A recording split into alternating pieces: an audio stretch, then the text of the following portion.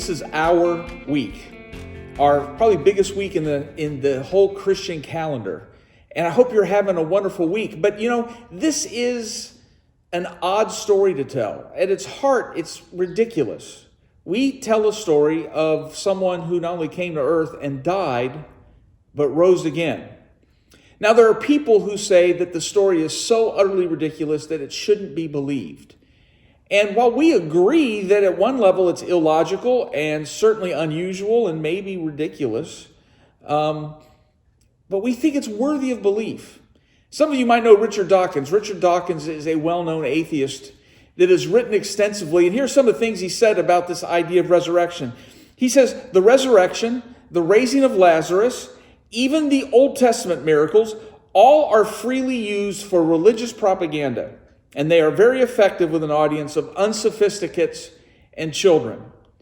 So I know that I'm talking to a bunch of other unsophisticates today, and that's all right. We can go to the club meetings together and we'll get along just fine. Richard Dawkins also said, presumably what happened to Jesus was what happens to all of us when we die. We simply decompose. Accounts of Jesus' resurrection and ascension are about as well documented as Jack and the Beanstalk. Well, I can speak intelligently about this.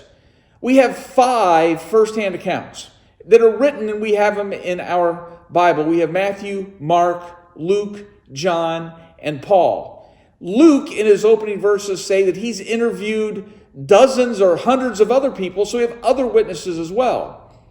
We also have extra-biblical witnesses, Josephus, Suetonius, Eusebius, Philo, and others. This is far more well attested, but I hope Richard Dawkins is a better writer than he is a historian because he utterly fails at that level. But is there reason to believe in the resurrection? Is it as silly and as propaganda for unsophisticates as Richard Dawkins says? Look, we have reasons in nature to believe.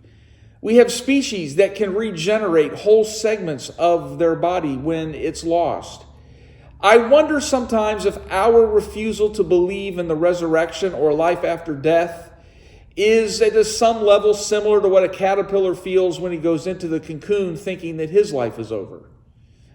Maybe there's something else. There's something in philosophy called Platonic forms. They're developed by Plato. And what Plato said was that every reality on earth has a greater reality behind it. So in every in every culture, every place on earth, they have things they sit on, and we call them chairs. It might look completely different than our chairs. In fact, the chairs in my house might look different than the chairs in your house. But we see an object and we go, hey, there's something chair-like about it. And so we know that a chair exists because we all recognize things that look like chairs. Plato said that the greater reality is not the material thing, but the bigger thing that stands behind it. So the important things of life are beauty and sacrifice and love and harmony. Every generation, from the most prehistoric to the most modern, all have believed in something like life after death. If everyone across the globe at every time all believe in that, there must be a reality. That's from the world of philosophy. But one last thing. There are good reasons historically to believe in the resurrection. No one would have believed what we believe about the resurrection in the ancient Jewish world. These people say what happened is all these believers wanted this faith or their importance to continue, so they concocted this story about resurrection and assigned it to Jesus, and then they ran with it and everybody believed it. Well, that's even a more ridiculous story for a couple different reasons. First of all, there was nothing like our belief in the resurrection in ancient Jewish thought life or literature. They believed the resurrection would happen at the end of history, when everyone's going to be judged. The idea of one person literally returning to life was completely outside their thought or experience. No one would have believed that. The fact that they came up with that is a testimony there must be some reality behind it. Secondly, even if what the Richard Dawkins of the world would say is true, they would not have assigned this to Jesus. Jesus was a terrible Messiah, a complete and total flop. Nothing about Messiah you could say about Jesus' life. They expected him to be a ruler. They expected him to command an army. They expected him to win battles. And there were people around that time that did that. A few years later, a generation or two later, was the Bar Kokhba rebellion, where someone actually defeated Roman garrisons, and yet no one said he came back to life.